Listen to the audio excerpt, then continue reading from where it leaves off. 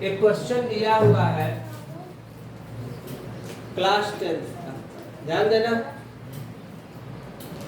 2000 कब का है? 22 का। इसका मतलब पेपर के लिए हमारे लिए बहुत मोस्ट इम्पॉर्टेंट एक क्वेश्चन है।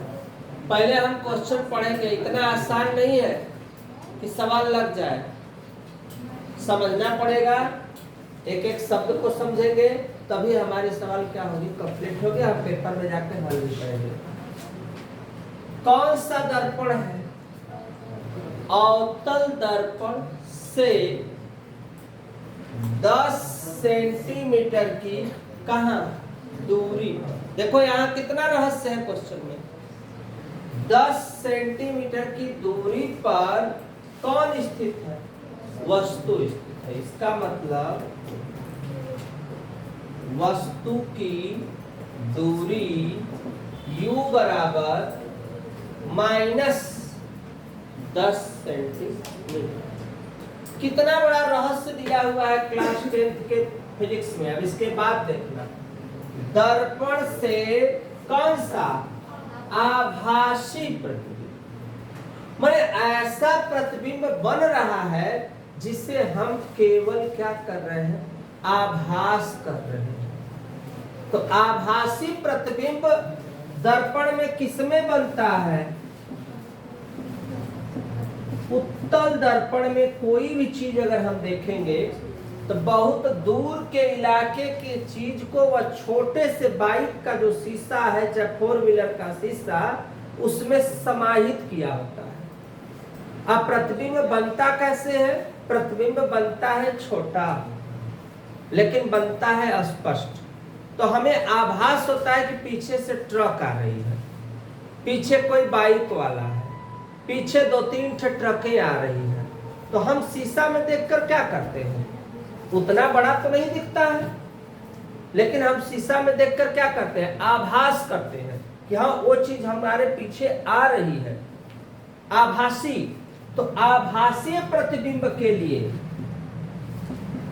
आभासीय प्रतिबिंब के लिए चिन्ह धनात्मक होता है और वास्तविक प्रतिबिंब के लिए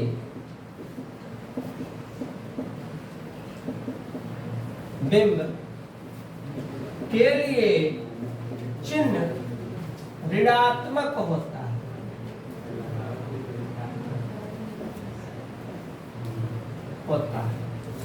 तो यहां जो प्रतिबिंब बन रहा है, प्रतिबिंब,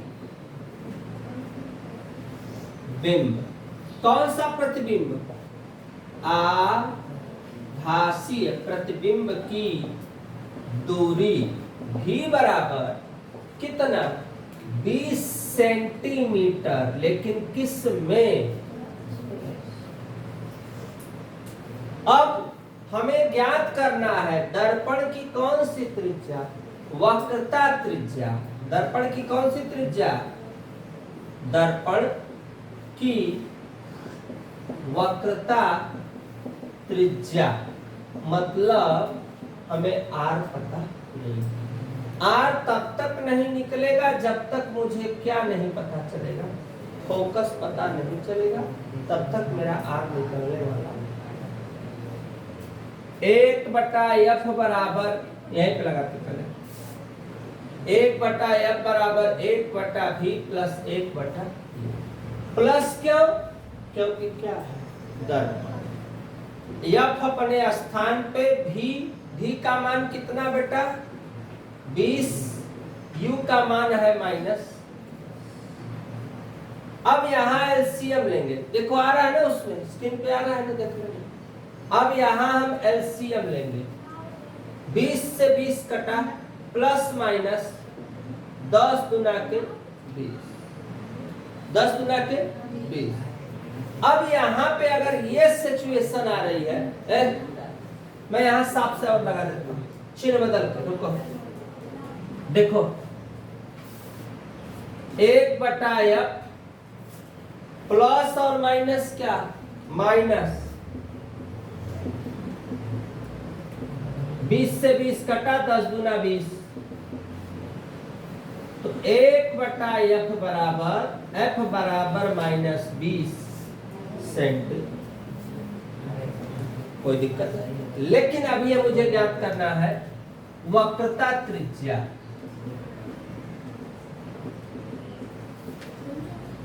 R बराबर सूत्र होता है 2f, फोकस दूरी का कई गुना, 2 गुना -20, 20 गुना